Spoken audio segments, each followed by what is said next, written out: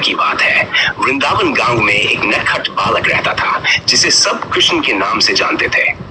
कृष्ण का रूप जितना आकर्षक था, उनका स्वभाव उतना ही चंचल। उनकी नटखट हरकतों के चर्चे पूरे गांव में थे। लेकिन कृष्ण की एक आदत सबसे खास थी, उन्हें माखन खाना बहुत पसंद था। कृष्ण की माँ यशोदा रोज माखन बनाती, लेकिन जितना भी माखन बनता वह रहस्यमय तरीके से गायब हो जाता। यशोदा जानती थी कि ये शरारत कृष्ण और उनके दोस्तों की है, पर उन्हें रंगे हाथों पकड़ना आसान नहीं था। एक दिन यशोदा ने सोचा कि माखन चोरी को रोकने का उपाय ढूंढा जाए। उन्होंने माखन के मटके ऊंची छत पर लटका दिए ताकि कृष्ण उन तक न पहुंच सके। पर कृष्ण भी कम चालाक नहीं थे। उन्होंने अपने दोस्तों के साथ मिलकर एक योजना बनाई। कृष्ण अपने दोस्तों की सहायता से एक मानव पिरामिड बनाते हैं। उनके दोस्तों की पीठ पर चढ़कर कृष्ण ऊपर तक पहुंचते हैं जहां मटके लटके हुए होते हैं। कृष्ण मटके से माखन निकालकर खाने लगते हैं और नीचे खड़े दोस्त अपने हिस्से के इंतजार में हंसी खुशी माखन चुराने का आनंद ले रहे होते हैं। लेकिन जैसे ही कृष्ण माखन का लुत्फ उठा रहे होते हैं, यशोदा वहां पहुंच जाती है।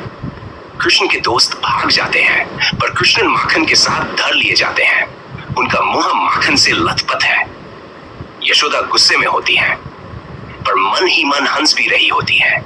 वह कृष्ण को डांटती है और उन्हें एक भारी लकड़ी की ओखली से बांध देती है। लेकिन कृष्ण, जो भगवान का अवतार थे, ने उस भारी ओखली को खींचना शुरू कर दिया। चलते चलते वह ओखली दो बड़े पेड़ों के बीच फंस जाती है और उन पेड़ों को उखाड़ देती है। तभी उन पेड़ों से दो दिव्य पुरुष प्रकट होते हैं। वे कृष्ण के चरणों में नतमस्तक होकर उन्हें प्रणाम करते हैं। वे दोनों श्रापित देवता थे जिन्हें कृष्ण के स्पर्श से मुक्ति मिली थी। यशोदा ये चमत्कार देखती है और समझ जाती है कि उनका बालक कोई साधारण बालक नहीं है। वह अपने पुत्र को गले लगाती है, ये जानते हुए कि कृष्ण की हर शरारत में दिव्यता छिपी हुई है। इसके बाद कृष्ण की माखन चोरी की लीला पूरे वृंदावन में प्रसिद्ध हो जाती है और लोग उन्हें भगवान का बाल रूप मानकर उनकी पूजा करते हैं।